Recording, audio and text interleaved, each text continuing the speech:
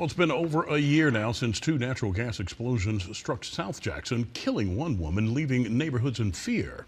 Now, 3 on Your Side is pouring through the federal government's investigation into Atmos Energy with new details tonight on what the company could have done differently. Investigative reporter CJ Lemaster joins us now with new information in Gaslit. CJ? Well, Howard, Courtney, and we had very little to go on when we first looked into these explosions back in April. A few pages from the federal government and reports of non-compliance against Atmos. Tonight, we can tell you that within these hundreds of pages detailing what the feds found, we saw what one expert calls serious oversights that should have been addressed after similar deadly explosions in Texas years earlier. You could feel the heat from the house burning and like a blowtorch. It sounded like a jet engine. On that January morning last year, Nathan Lowe and his wife struggled to make sense of what happened less than 100 feet from their home. I have PTSD, and that triggered it. But with the thought of the kids, I can't panic. It was that brief anxiety, but I had to let it go. Their family survived with scratches. Their house pushed an inch off its foundation, all from an explosion on Shalimar Drive. 3 days earlier, another home burst into flames on Bristol Boulevard. Both houses sat on pipes maintained by Atmos Energy. The blast woke up Johnny Barber almost immediately. My wife got trapped in the house, and it was just stuff piling everywhere, ceiling falling. I was trying to wake people up to tell them the house was on fire, and my wife was there. I finally got my neighbor across the street woke up, and he called the fire department, but by that time, the house was just about gone. His wife, 82-year-old Clara Barber, never made it out. We need them ASAP. That chaos described in vivid detail by firefighters, too, who had to suspend efforts to find Clara because a possible gas leak next door might spark another explosion.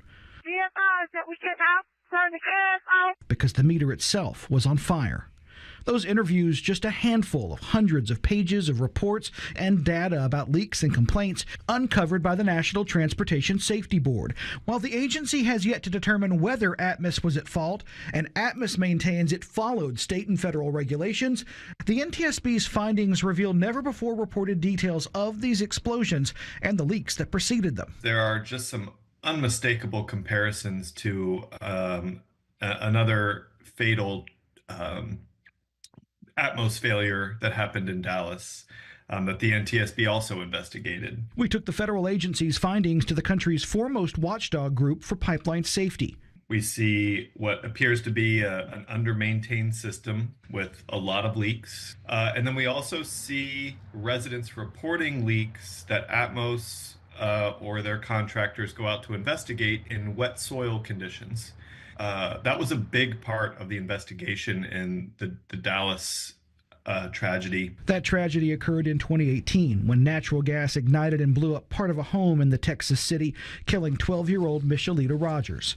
The NTSB determined 3 years later that Atmos could have prevented that explosion. Bill Karam believes the recommendations following that incident should have prevented what happened here in Jackson last year. Let's break it down. Documents obtained by 3 on Your Side show an Atmos contractor tested soil at the Shalimar Drive location on December 1st, 2023, to see if they could find the leak and determine how much gas had permeated the ground. This took place a month and a half before the explosion. But there's a problem. The technician said the ground was a little saturated when he responded, and that they do not use different equipment when there are wet conditions.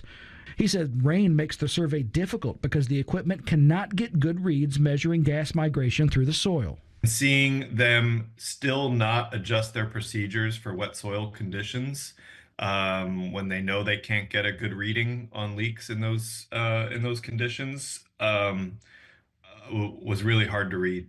The technician would go on to grade that leak grade 3, which doesn't require immediate repair. What's the likelihood that the soil saturation probably affected how they graded that leak? I will say we know that leak detection does not work nearly as effectively in wet soil conditions. If you see water coming into that borehole, you need to have a lot of skepticism with what you're finding, and you need to stay on top of that. And they didn't, and we have this awful consequence to that. The technician even reported if the rain is bad, they'll pause the leak survey and come back when it's drier, but there's no record Atmos contractors ever did that until after the explosion. The company told 3 on Your Side that weather conditions at the time did not inhibit the leak surveys, but never addressed what we asked them: why technicians used equipment that performs poorly in wet soil conditions. Karam noticed something else disturbing too. In most of the city, the leak rate was 1 leak for every 3 miles roughly. In South Jackson, it's 1 leak per mile, 3 times higher. That definitely jumped out at me. It's just so frustrating as a safety advocate, the prevalence of leaks in a system that an operator allows to continue. Coming up after the break, we'll share what else those findings revealed, including new information about missing records for these gas lines that extend across the Magnolia State.